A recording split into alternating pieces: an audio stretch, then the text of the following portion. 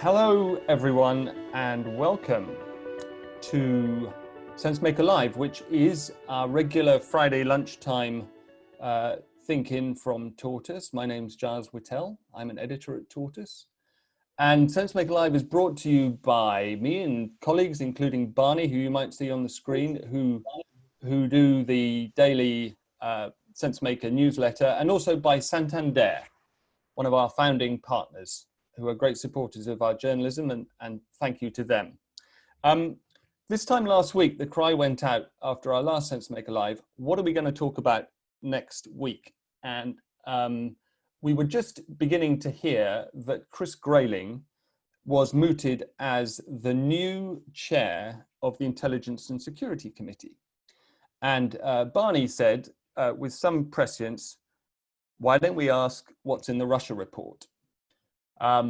Since then, we've had a spectacular and unexpected mini coup, ambush, drama, whatever you want to call it. And so I was quite amused to see that in the blurb that we wrote for this very think-in, the wording, which you can see on the app, is the ISC, the Intelligence and Security Committee, hasn't sat since the election.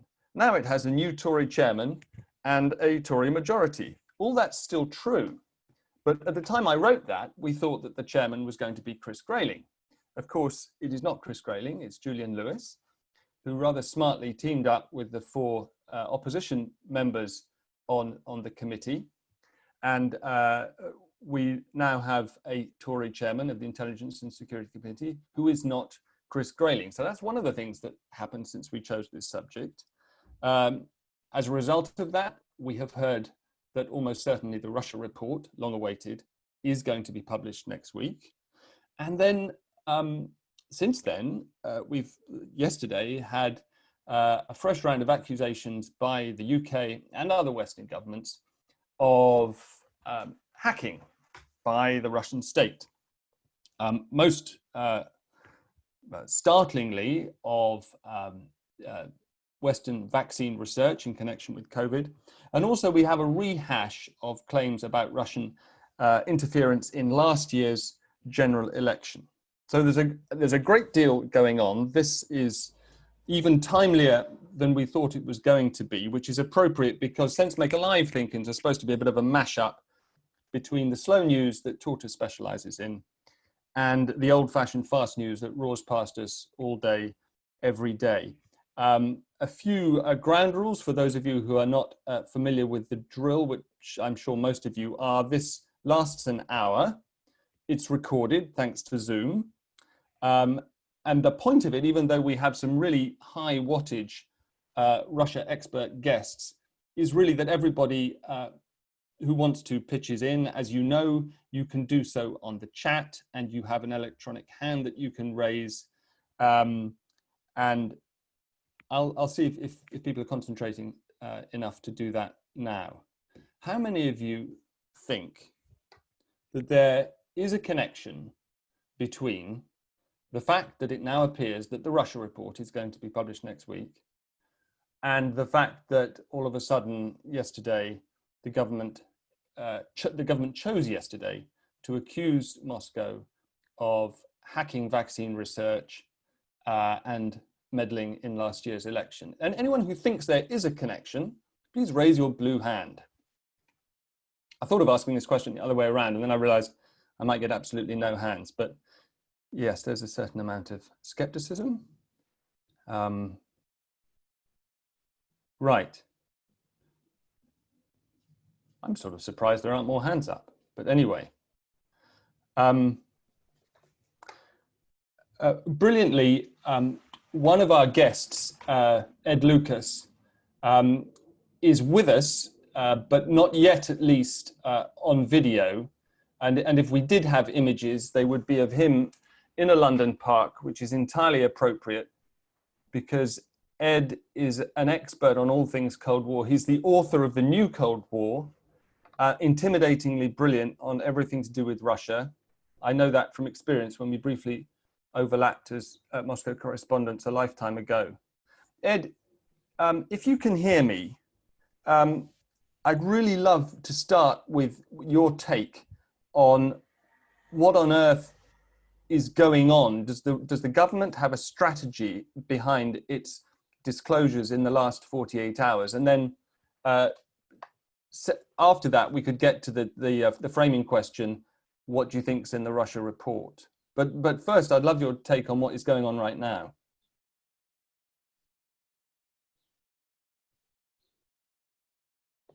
Ed, if we can unmute him, great. Hello, can you hear me? Yes, can you hear me? Beautifully, I heard every word of your introduction. And, good. I'm sorry for these technical difficulties. I have said, due to my, I think, having dropped my iPhone earlier rather than because of some fiendish Russian hack. So I think that the government has tactics but no strategy. Right. And what they have done with this double whammy of upping the fairly, I think, substantial question of where the NHS dossier came from that fell into the hands of the Labour Party during the last election, and the not entirely new allegations that the Russian intelligence agencies have been sniffing around the vaccine labs, is an attempt to make sure that when the Russia report does come out, that the public thinks, oh yeah, more Russia stuff, rather than, gosh, here is the thing that has been sizzling at the back of the Downing Street oven since December. Right. Ed, just for people who are coming to this new, can you expand a little bit on what you mean by the NHS documents or the NHS allegations? Yes, so this is an internal government document which was about our negotiating position with the Americans post-Brexit. And the Americans obviously are very keen to have access to their pharmaceutical, for their pharmaceutical companies to sell in the UK at the most advantageous possible prices. And so there's a tug of war over this. And it was a major Labour accusation against the Tories, was they want to privatise the NHS. And so this was a very convenient way for the Labour Party to be able to say, look, behind our backs, this is a secret document. The wicked Tory government is getting ready to sell the NHS to American healthcare companies. And that was wrong in several respects, in that this was a negotiating position. It wasn't something that the government was actually planning to inflict on us. And perhaps wrong in another sense, that there wasn't enough scrutiny about where this actually came from. Right. And the accusation is that this document was hacked by the Russian hackers who are very good at this sort of hacking and leaking attack, and was passed on to the Labour Party in the perhaps hope that it would help make Jeremy Corbyn Prime Minister. Actually, I think it's a little bit far-fetched, because actually the other accusation is that Boris Johnson is in the Russians' pocket. And if you can't have, I think it's slightly hard to imagine that the Russians would prefer Jeremy Corbyn with his sort of old lefty sentiments over a Conservative Party which they've been cultivating with enormous amounts of money and attention for many years. But perhaps that's right. for later in the discussion. I'd certainly like to get to that. And then you were mentioning that the vaccine allegations are themselves not entirely new. No, and I think to some extent it's quite normal for, I mean, I'm sure our intelligence services are sniffing around labs in China to see what the Chinese are up to, and I think the Chinese are doing it here, and the Americans are probably quite interested as well. And any country that has a spy service uses it to try and find out things. And this allegation of Russian espionage is quite light on what the Russians are actually trying to do, as well as whether they succeeded. Now, if it was the case that the Russians were trying to steal intellectual property in order that they could then make their own vaccine, that would be possible, but fairly unlikely, as Russia doesn't have a very developed industry on that front. If it was going to be sabotage, Russia was interested in trying to destroy the labs. That would obviously be sensational, but quite unlikely. I think it's most likely that Putin, who is quite a paranoid figure at the best of times, wants to know what the plan is, where the vaccines are going to come out, and whether Russia will be able to get its share of them. And that would be a completely normal bit of intelligence collection. I don't think I would particularly blame him for doing it, but it does make a very good sort of dead cat on the table distraction from the really important question, which is actually not what is in the Russia report, but what is in the Russia report that made it impossible to publish it when it should have been published, and what is going on with this extremely important Intelligence and Security Committee, which is being subject to the most extraordinary, both incompetent and sinister machinations by Downing Street. And what could be in it that could make them so uncomfortable about its release? I mean, the reporting that has come out specifically on the report, as far as I'm aware, is largely limited to a brief piece in the Sunday Times last autumn, which based on people who'd seen it, who said that there was unquantifiable evidence of meddling in the 2016 in British politics in 2016, but nothing more sensational than that. Yes, well, there's several things that could be at stake. One is personal spite against Dominic Grieve, who was one of the Tory Remainer rebels who happened to have chaired the committee and done so very well. And there's some suggestion that people in Downing Street just didn't want to give Dominic Grieve the this sort of nice, what turned out to be the end of his parliamentary career. There's a theory that there's something in it about Russian interference in America, which is true, but it is something to which Donald Trump is allergic, and it could be picked up by the Trump White House and have jinxed the very important question of a US-UK trade deal. So just keep anything off the table that might infuriate the toddler-in-chief.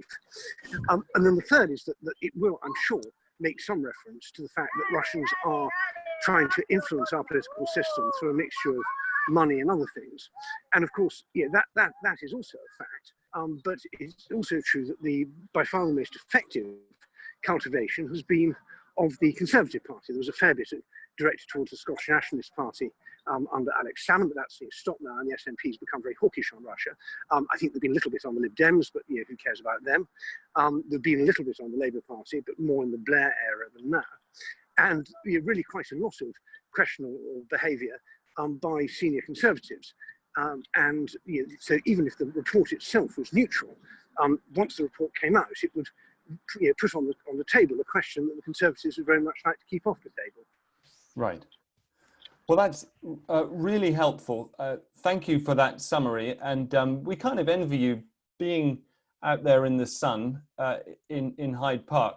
Now, Bill Browder, let me come to you. As far as I'm aware, you gave evidence to the inquiry that gave rise to the report. Tell me, that doesn't mean that you have had sight of the whole document, does it? But I'm still going to ask the question, what do you think's in it? So I gave evidence.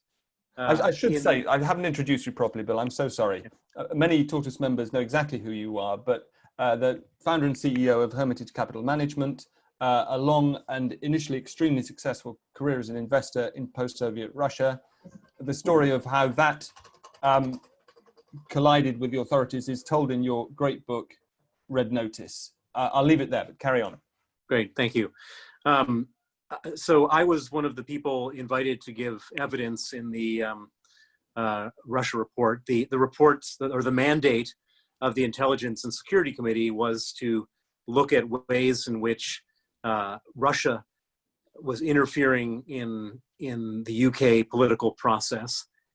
The reason that they came to me was that we had gathered evidence in our own conflict with the Russian government in which we were able to prove that the Russian government, via proxies, and when I say proxies, I mean Russian oligarchs, were using money in order to effectively pay members of the British establishment to do intelligence operations on behalf of the Russian government. And when I say members of the British establishment, I mean members of the House of Lords, former high-level government officials. And in my evidence, it was all, we were able to find proof that both conservatives and members of the Labour Party were being paid through this channel between the Russian government, Russian oligarchs and themselves to provide this assistance. I provided that evidence in 2019, I guess early 2019. The report was supposed to come out around October or November of 2019. I was given a warning a few days before the report was actually going to be published that it was going to come out shortly. I should prepare myself for any expected blowback from the Russians. And then all of a sudden the report didn't come out. I don't know what's in the report. I only know what I've contributed to the report, and I don't know what I've contributed to the report actually made it into the report. But we now have a new Intelligence and Security Committee, which has been formed as of last week. I know some of the members of the committee. I understand that they're going to be releasing the report sometime very shortly next week. And I'm not going to speculate on what's in the report because we'll have an opportunity to see it very soon. And I don't want to preempt what could be really dramatic or more likely, I would suspect, is going to be pretty mundane. But we'll see when we get the report on early next week. Can I just come back to the evidence that you gave, whether or not it makes it into the report? Just to be clear, you were able to give evidence that the regime was using oligarch proxies to pay members of the British establishment, as you put it, to do what exactly? To influence British policy towards Russia? To influence British policy towards Russia and to focus specifically on something that the Russians care very deeply about and very specifically about, which is to keep certain members of the Putin regime and certain friends of the Putin regime off of sanctions lists in Europe, and specifically the Magnitsky sanctions list, which is a sanctions policy which I've been advocating for the last decade, which relates to the murder of my lawyer, Sergei Magnitsky.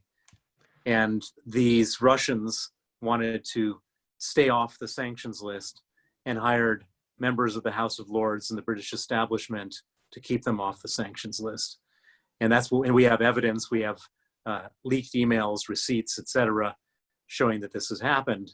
And what's most shocking about it is that these members of the British establishment were doing it for money and they weren't disclosing it. And it's particularly relevant for members of the House of Lords who are duty bound to disclose it.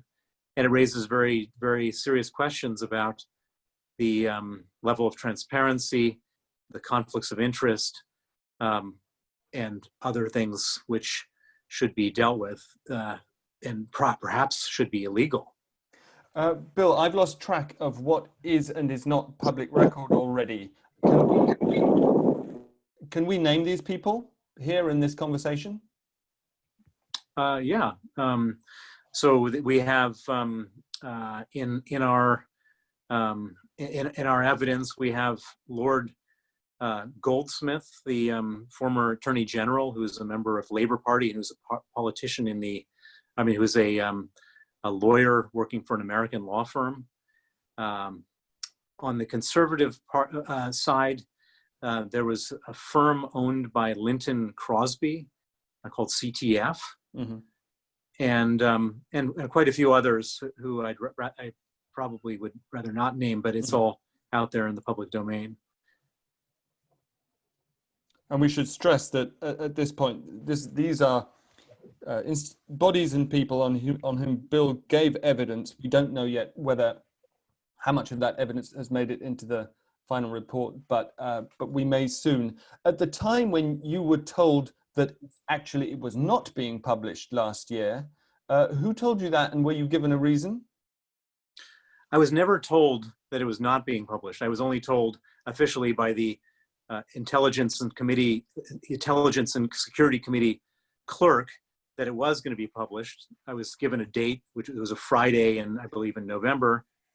And then there was all this kerfuffle in which it wasn't going to be published. And I only learned about it not being published from debates on the floor of Parliament. There was nobody who ever called me up to say, "Sorry, sir, we gave you a false hope that this information was going to be out there." Everything went quiet.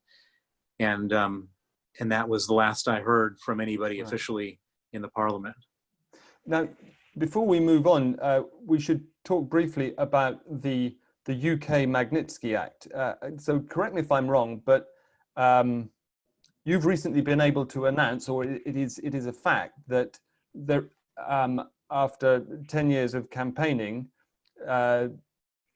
named individuals are sanctioned by the UK as well as the US as a result of legislation for which you lobbied. Who are those individuals, and do you regard that in part as this government, this UK government, making a a fresh effort to appear robust in its defense of UK politics against Russian meddling? Well, so the Magnitsky Act, which was a legislation named after my lawyer, Sergei Magnitsky, was first passed in the United States in 2012. It imposes visa sanctions and asset freezes on people responsible for Magnitsky's murder, other human rights abuses in Russia, and then has been globalized to apply to human rights abusers and kleptocrats everywhere. Started in the United States. It then was passed in a number of other countries, including Canada, the Baltics. And in 2018, shortly after the Skripal assassination attempt in Salisbury, the British government, after putting up huge resistance to this, the Theresa May government allowed it to go through. And the main champion of this legislation was originally an unknown backbench MP named Dominic Raab, who had worked on it all the way from 2012 until he became a very well-known frontbench MP and eventually the foreign secretary. And he shepherded all the way from the backbench right to the front bench to the foreign secretary. And then last week, after 2 years of inaction, the British government passed what they call secondary legislation or statutory instruments to put it into action. And there are now 25 Russian officials on the UK Magnitsky list. The highest, most senior level official is a man named Alexander Bastrykin. Alexander Bastrykin is a very bad man. He's head of the law enforcement in Russia. He's head of the Russian State Investigative Committee. Anytime there is an attack on opposition dissidents, anytime there's a murder that needs to be covered up, he's the one responsible. He covered up Magnitsky's murder in Russian police custody. He's a very close friend of Putin, and he's probably in the top 5 most powerful people in Russia. The fact that he's on the list is a very strong blow against the Putin regime. There's 24 others. Most of the names won't be relevant to anyone other than those of us sort of deeply involved in this. There are a number of judges who are involved in both Magnitsky's denial of Magnitsky's medical care, as well as other famous cases against opposition people in Russia. The one major drawback of the government's action so far is that it only applies to human rights abusers. It doesn't apply to kleptocrats or people guilty of high-level corruption. And that differs from the American and the Canadian legislation that apply to both human rights abusers and kleptocrats. And in today's world, it's very hard to separate human rights abuse from kleptocracy. Sergei Magnitsky was murdered for uncovering a $230 million kleptocracy scheme. And the people who are involved in the kleptocracy scheme should equally be sanctioned, as well as the people involved in his torture and murder. I was promised by Dominic Raab and by other people in the government that this loophole, this corruption loophole, which continues to exist, will be closed. I was promised it would happen in the fall. I very much hope it happens, because if it doesn't happen, then what it means is that there's a very, very big gap in the legislation in the UK, which will allow bad people to continue to keep their money in the country. In terms of how the government thinks, in terms of your question about how the government thinks, I really don't think the governments think. I think there's a lot of people in the government that have different interests. And the way that this thing has played itself out is very simply because you had one champion of it who got to a position of power to make it happen, who was Dominic Raab. And whether you love him or hate him for whatever policy reasons you may love him or hate him, in this particular case, he took this from an obscure position and hammered away on successive governments until it happened. And then when he had the power to actually bring it into force, he did so. And so I generally, I'm sure that there are some people sitting around strategizing about messaging and so on, but I think a lot of things end up happening because of different people's passions, personal interests, and so on. And I think in this particular case, the Magnitsky Act happened because of Dominic Raab and his commitment to this cause. Thank you. I'm going to come in a minute to Marina Litvinenko if she's with us. But first, Adam Smallman has a good question for Bill. We normally sometimes enforce a no questions rule to encourage people to make statements and hypothesize instead of asking questions. But Adam, if you're there, do you want to ask your question of Bill? Yes, can you hear me? Yep. I do apologize for being dressed in my cycling gear, Bill. My question was, why would you say that the report was likely to be mundane if it contains what you have described as allegations and your evidence against House of Lords members? That doesn't sound mundane at all. Well, certainly my allegations against the members of the House of Lords are by no means mundane. I've had a lot of experience with these parliamentary reports. I was involved in a report in the Home Affairs Select Committee, where I started out with oral testimony to the committee, in which they said, why is the British law enforcement so unwilling to prosecute Russian money launderers? And I made the case, which was that the reason for that is that there are a lot of people, a lot of members of the establishment feeding at the trough. And this was in the middle of a committee meeting, and they said, well, that's a very strong statement, and that's very controversial what you're saying. Can you provide names and evidence? And I said, I can certainly do so. And they invited me to do so in writing. And I did so in writing, and I provided the names and I provided the evidence. And they were supposed to publish my evidence on the committee website. And the Home Affairs Committee is different than the Intelligence and Security Committee, which is that in the Intelligence and Security Committee, everything is considered confidential until they make it open. And the Home Affairs Select Committee was supposed to put it on their website, and a week passed and it wasn't on their website, and 2 weeks passed and it wasn't on their website, a month passed, it wasn't on their website. And I finally got upset and I said, well, I put all this great effort into this. I want to bring this out into the open. Why is it not on your website? And they said, well, because you're naming a lot of names. And I said, well, isn't that the point? And they sort of mumbled. And then eventually they put it on the website and redacted all the names.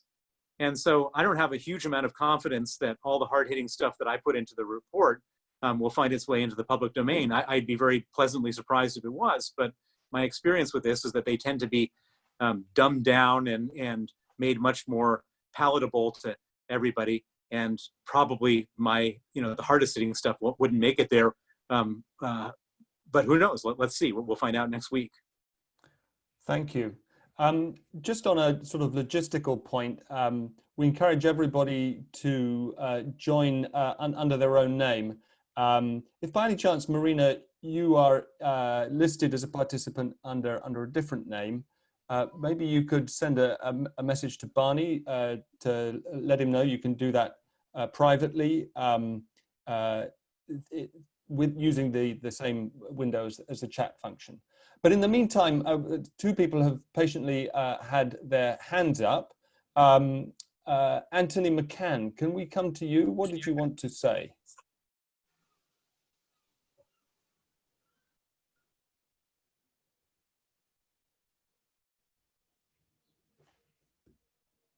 Anthony?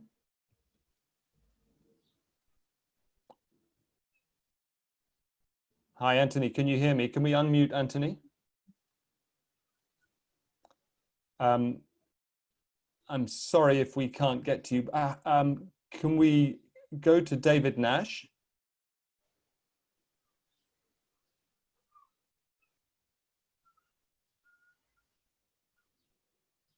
It's at times like these that you wonder if APT 29 has got into our system. APT 29 is the Russian cyber ops group that is alleged to have been stealing information about vaccines. If we can't get to David, can we try Mehdi? Hello. Hello. Hi, Charles. Thank you very much indeed. Point I'd like to raise that I'm rather surprised neither Bill nor Ed made a reference to is the Brexit. I thought one of the remit of the Russian report, if you like, or the inquiry of the of the intelligence committee was to find about the interference, meddling of the Russian state on the Brexit issue or on during the EU referendum, exit from the EU referendum. I wonder if, I'm not sure if Ed is around. I think he's still perhaps cycling, but either Bill or Ed would like to actually comment on that, please. That's a good question. Let's go to Ed first if you heard it.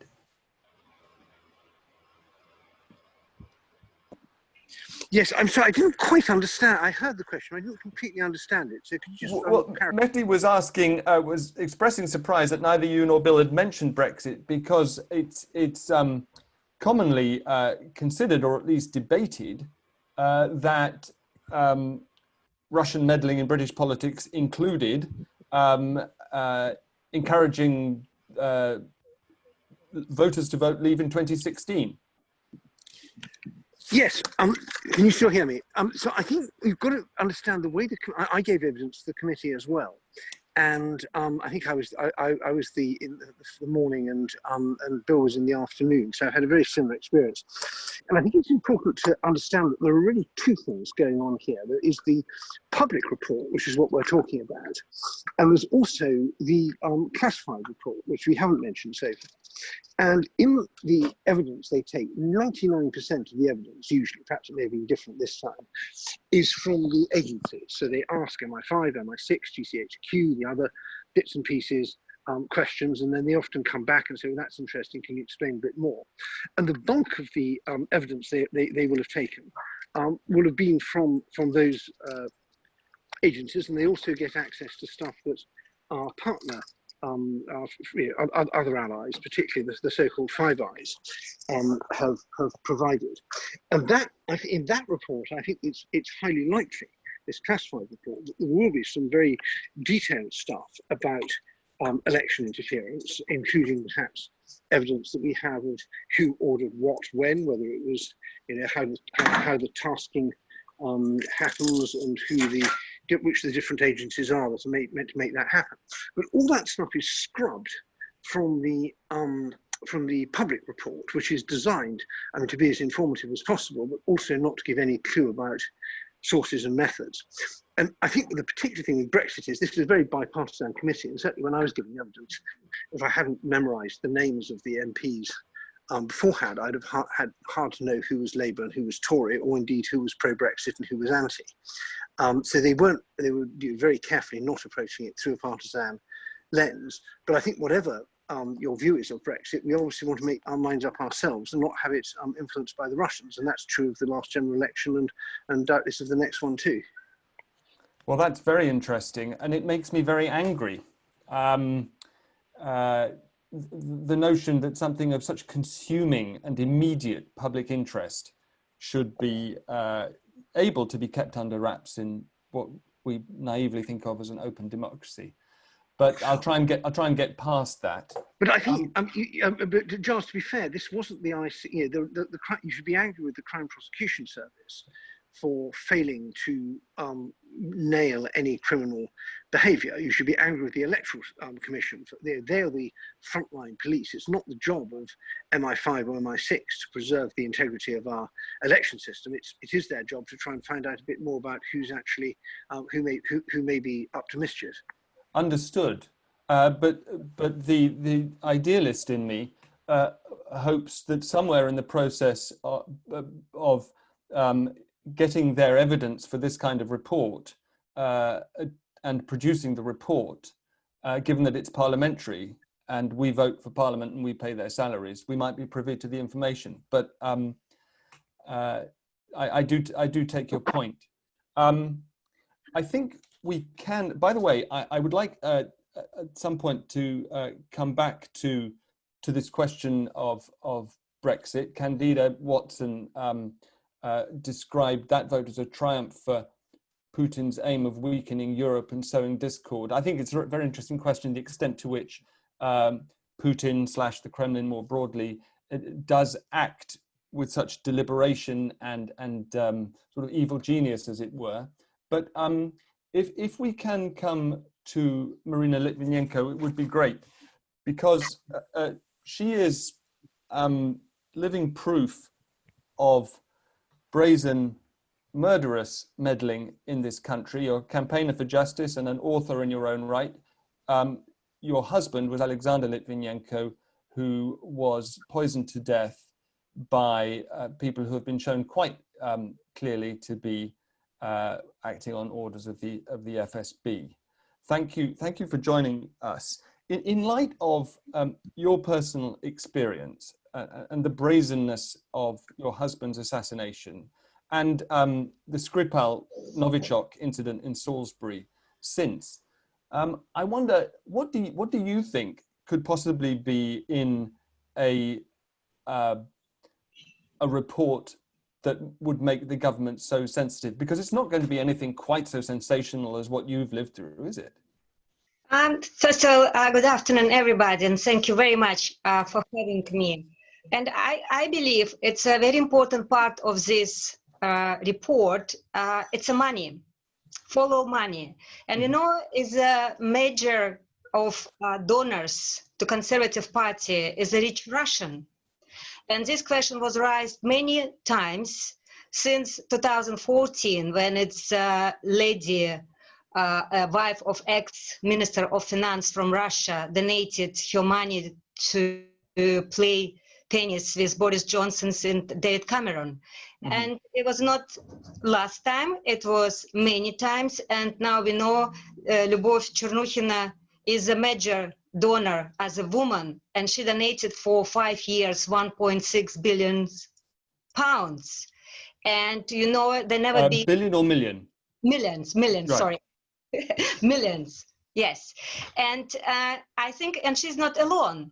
And how we do know, it was a list of names of Russian donors, Conservative Party. But if you're talking about my personal experience, I would say it was a very tough time when we tried to get our right for public inquiry. Because without having public inquiry, we would be not able to use secret files. And we could prove is a Russia state behind of murder of my husband. And it was very difficult, and particularly it was very disappointing in 2013 when I received a letter from Theresa May, then Home Secretary then. We have not right for this.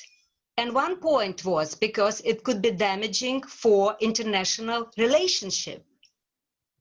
Much later, after we already got this public inquiry rights, when we get all this information, when it was Putin named as a person who might be behind of this crime, not only Russia state.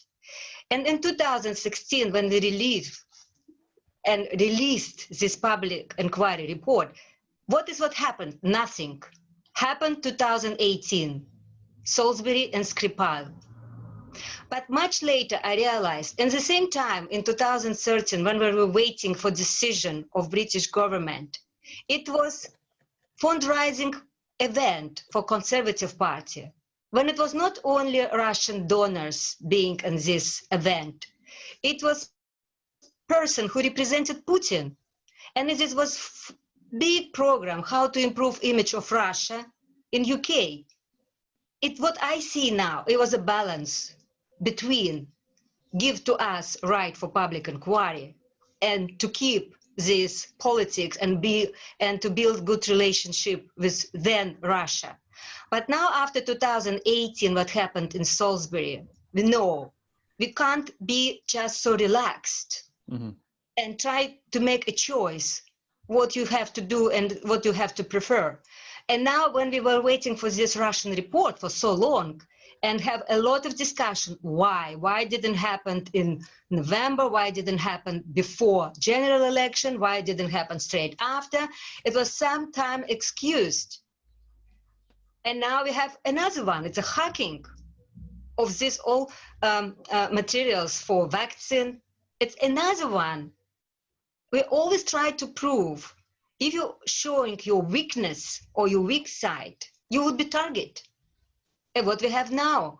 And I could remind you some joking maybe moment, but last November in Moscow, it was investment forum called Russia Looks in the Future, something like this. And when it was discussion about invested to some development shale gas, and Putin answered, no, it's wrong. We don't need to do this because it's barbarian, it's wrong for environment. But then he said, actually, we will wait when American will develop this old technology, and we just hacked it. After that, he said, oh, it's a joke. We don't need to do this. But actually, they do this. Mm-hmm. So that was blatant acknowledgement of industrial espionage. Yes, but what I said actually in the beginning, from my point of view, from my experience, you should not to delay. Your reaction must be much faster. From my life experience, it was very long when people realized how was it serious.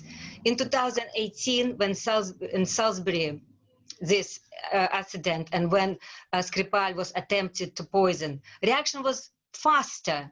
And we remember how Theresa May immediately pointed Russia as a country behind crime. But what we do now about Salisbury? Nothing. Right. Do we have public inquiry? We do know what investigation goes and how. We will have this public inquiry? No. And this is very serious question. Right. I mean, in fairness to Theresa May,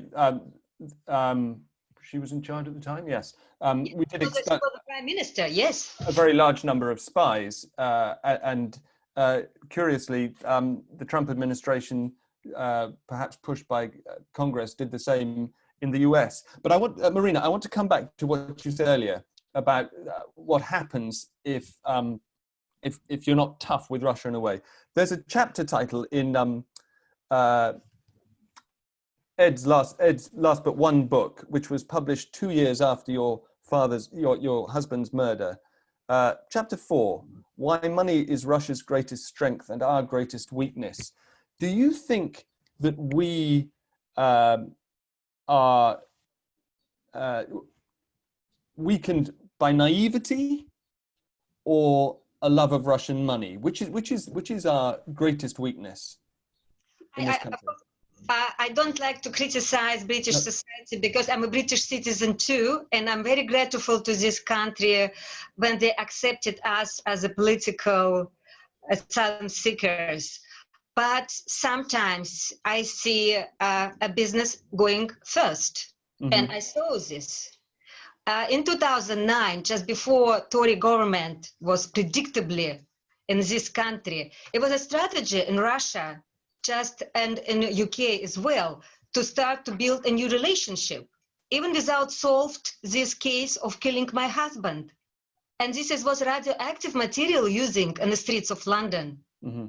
And how you would be able to build this new good relationship with the same leader of this country, with the same politics, with a guy who was a major suspect, who became a member of Russian parliament. And every time when it looks like a good trade, people try to close their eyes for previous problem. But the biggest problem became in 1 year, in 2 years, for sure. There's a good deal of agreement with your sentiments, Marina, in the chat. Johnson in mode, we ain't the money laundering capital for no reason. And a few minutes ago, very similar sentiments from Louise Simpson, straight old love of money wherever it comes from. Listen, you are so welcome here as a citizen, and I just remind everybody that one of the great privileges of being a citizen of this country is that you can criticize it as much as you want, and at times like this, I think it is our duty to do so. On the question of the Tories and Russian money, Ed and Bill, in whichever order you'd like, I'd love to know your view as having given evidence to the inquiry, and Ed, forgive me, I'm sorry, I didn't realize that you had as well. Do you think that the people running the inquiry were asking questions of the right people? Because there is a whole category of Russian donor donors to the Tory party who are by no means allies of Putin. On the contrary, they're exiles here, and they just happen to be more Tory than Labour. What do you make of? Do you think they were going after the right people? Ed, if you could hear me, and then yes. Bill. Yes, my because I was at giving evidence before the rest of the inquiry had started. I took the opportunity to urge them to range much more widely than the Intelligence and Security Committee normally does. I said you'll obviously get excellent information from the intelligence agencies, but please also talk to the police. Ask the police why they don't have many Russian speakers, and why outside the Metropolitan Police area, their ability to spot Russian mischief is so weak. Bill knows about this because one of his sources was murdered in Surrey, and the Surrey police had no clue about what was going on. And I also very strongly urge them to talk to the Financial Conduct Authority, the former Financial Standards Agency, because there are people there who are furious and frustrated at the inability of the British financial system to protect itself from outside dirty money. I also said they should talk to universities and to all sorts of other parts of the country, because this Russian attack on us is not just propaganda, it's not just assassination, it's not just dirty money, it's a very broad spectrum attack. And only if you have access to the secret side of the story do you get the sort of the depth of the picture, but you have to ask questions all across the piece. And I have no knowledge of this, but I infer from what I know about the inquiry that they did range widely, and would have, and I'm sure they put the question of party financing under a microscope. One particular thing I urged them to look at was the question of security clearances for parliamentary aides, which has been a very serious soft spot. You have MPs and their aides who sometimes form unwise friendships or get into unwise business arrangements. And it's very difficult for the security service, MI5, to know what to do about this, because they quite rightly have a rule of hands-off politicians in all the most extreme circumstances. And I think that the mechanisms are now taking shape, and perhaps this will be a recommendation in the report, I don't know, that we have a way of protecting our system from these targeted attacks on individuals, whether they're using money or sex or other sorts of blackmail. Just while we're on parliamentary aids, what are the actual rules? Do you have to be a UK citizen to be one?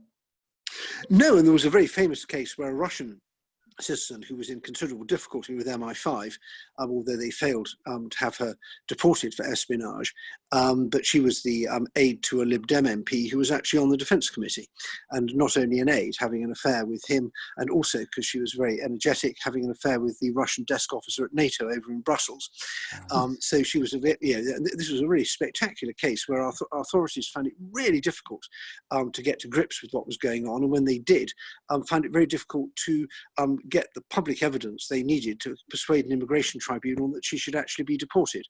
The problem with our system is a lot of the difficulties we have fall between the cracks. It's not quite a criminal matter, it's not quite a counterintelligence matter, it's not quite a financial regulation matter, it's not quite professional ethics, it's all of those.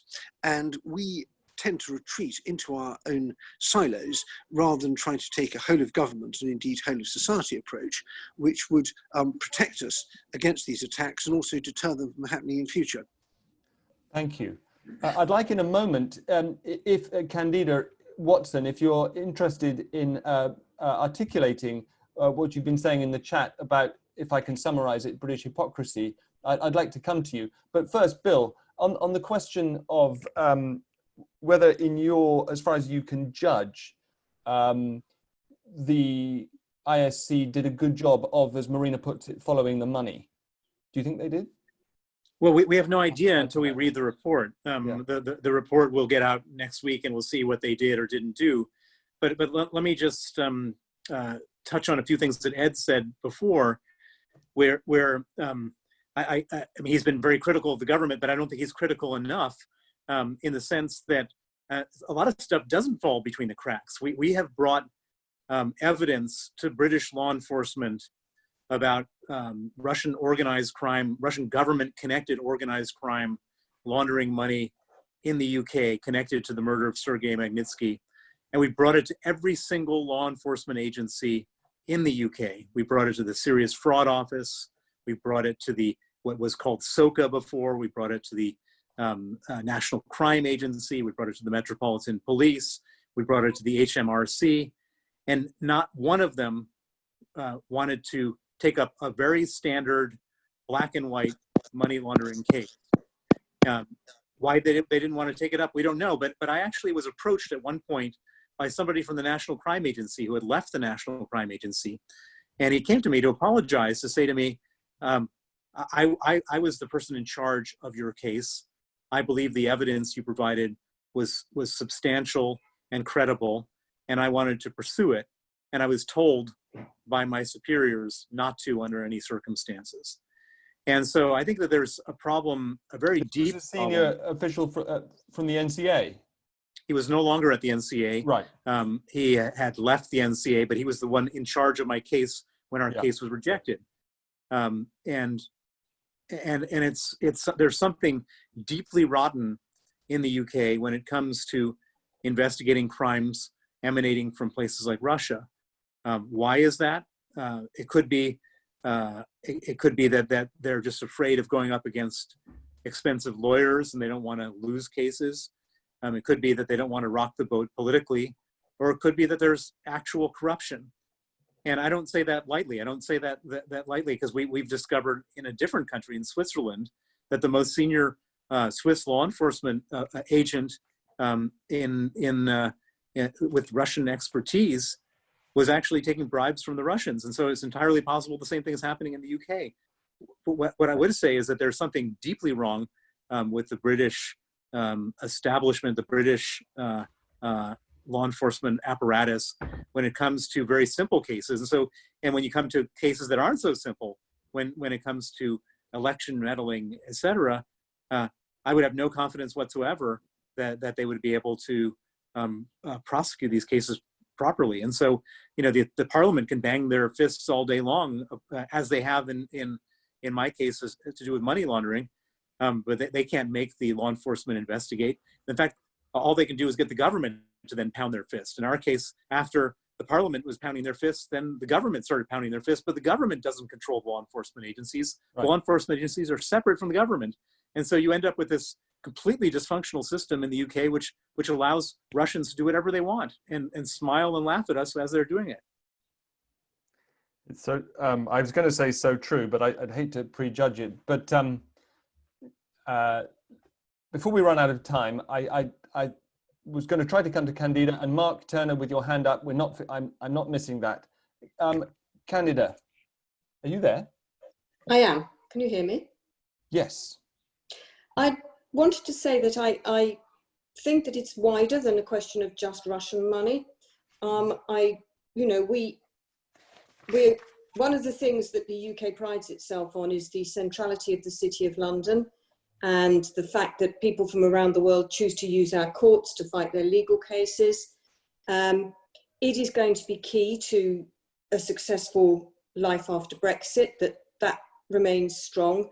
And I think there has been and remains a general lack of will to confront this, because if you open that particular Pandora's box by starting... Sorry, when you say this, you mean what Bill was talking about, the notion of corruption in London? It's not, I wouldn't describe it so cut and dried as corruption. I just tied up in setting up front companies, arranging bank accounts, effectively laundering money, but doing it in a way that you can say you're not laundering money and you can still do your KYCs and all the rest of it. And I think that we're very good at saying to the rest of the world, don't do it like that, whilst actually looking for big loopholes ourselves as a nation, so that we can continue keeping the money wheels turning. It's really critical to the success of UK PLC at the moment. I'm sure you're right. Thank you. Mark, what's on your mind?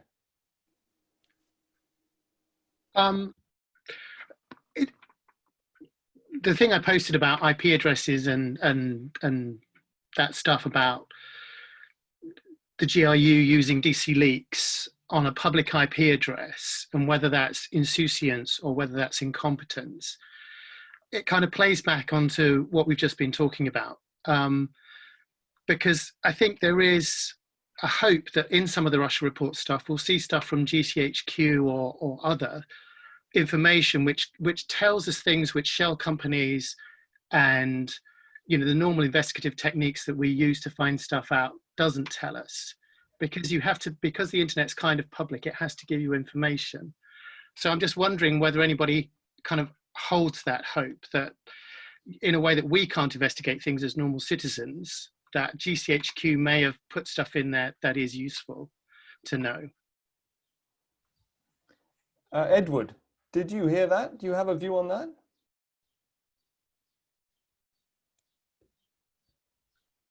Yes, I think it's a big difficulty even for our law enforcement and intelligence agencies when they work together, which is not as much as they should do, to track down shell companies, because sometimes there is really very little evidence there. You can open an account with a shell company with an out-of-date driving license that isn't in your name, as Jason Sharman's showed, an Australian academic. So it's a tremendous soft spot. It's not just the British Virgin Islands and the Crown dependencies, which get a very bad press. You can actually open a company in Britain with pretty flimsy identity, as Oliver Bullough showed in Moneyland. So it's a really hard target, and it's usually easier for our intelligence agencies not to try and crack that, but to go after the people themselves and find, either turn them around or find out from their electronic communications what they're doing. But I would very much caution you against expecting there'll be anything like that in the report. There may be a general statement about shell companies and their pernicious influence on our public life and the way they're a vector for dirty money. But I don't think we'll be getting anything in the report that you or I couldn't find out on our own with our own investigative techniques. What about the idea that we might get something about, just in the same way that Mueller found stuff that you wouldn't find through shell companies, you'd find it because you looked at IP addresses of entities, domains that were connected? It wouldn't be, that would be open source intelligence, and it's stuff that our agencies do, that we can do it too. But I very much doubt there'll be anything as granular as that in the public version of the report. What's in the classified report, of course, is another story. Sure. Would that we had a courageous culture of whistleblowing by bureaucrats so that we actually could get both the versions of the reports. In the little time that we have left, I'd like to ask all three of you, Edward, Marina and Bill, perhaps in that order, from everything that you know from long years of not just Russia watching, but Russia living, let's compartmentalize what you think may actually be in this report, mundane or otherwise. What do you think, if justice was served, would be the headline in, say, the Times, or to take the paper of your choice, the day after publication? Edward. I think the real scandal here is actually to do with the way our political system's been distorted by this. The Intelligence and Security Committee is the most important committee in Parliament. It's the only one where our lawmakers get to hold to account the people who hold the most extraordinary power over us, of surveillance and of other intelligence methods. And it's absolutely vital that that committee should be allowed to do its work properly and without interference by the government of the day. And in pursuit of, I think, very sort of flimsy political objectives, the government has really seriously damaged this absolute pillar of our system. And I'm thrilled that Grayling, as you mentioned at the beginning, didn't get it, because Julian Lewis is the sort of person that the intelligence services take seriously. And if they are asked to do something dodgy by the government, they can answer with a very good conscience, well, the ISC will be asking about that, and I don't know how we'd explain it to them. I'm not sure they would feel those kind of nerves if they're faced with Chris Grayling. So on that positive note, I think we are now tacking back towards a position we should never have left in the first place. Great, thank you. Marina, what would you like the headline to be on the day after the report is published? I would like to say to take as serious everything what happened for last years. It's not only about my husband, and not only we're talking about Magnitsky law. It took 10 years for Bill to bring this to British society. But we have another unexplained death here in London, and it still be unserved. Even it's very suspicious. At least certain other deaths, or Russian or connecting to Russian, don't look as natural, and even don't look as a suicide. And I know it was rejected by Theresa May to open these cases, but I believe it would be a very serious cases to open it again. Thank you very much. Bill, last word to you. Headline, your fantasy headline on the day after publication. Well, I think the elephant in the room is that the Russian government has actively and successfully tried to manipulate the British political process in many respects. You know, and that the headline should be that it's now clear that the Russian government has done this, and we need to build up our defenses to prevent it from happening again. You can't you can't cure the disease if you don't diagnose it, and the report hopefully will diagnose it so that we can then build up the defenses to stop it in the future. Thank you so much, all of you, Edward, Bill, Marina, for coming, all of you for pitching in the chat, for raising your hands, those who did. We started with the question, what's in the Russia report? As Bill gently reminded me a couple of times, we don't know until it's published, and that of course is true, but it's great to have your expert input as people who gave evidence. I feel we are well primed now for when it is published. Edward reminded us that if Russian intelligence cyber hackers were going after vaccine information, in a sense it would be quite normal. Raised the possibility that the report might actually contain embarrassing information for the Trump administration, and that is a possible reason why it has not been published. We'll look out for that. Presuming it might be in the public as opposed to the classified version, an important distinction. Bill told us about the evidence that he has provided of influencing British policy towards Russia through the use of money and proxies. And Marina, more broadly, I think your exhortation to follow the money echoes of Watergate, so true. And Candida, I think, spoke for many. I saw lots of people in the chat saying, well said type thing. Our sense of embarrassment and shame that London, which is critical to the UK economy, has also become a de facto money laundering capital of the world by another name. And we need to clear that up. And I was interested, incidentally, Bill, to hear that a member of the FCA had come to you to say that he wished his own organisation had more teeth, effectively.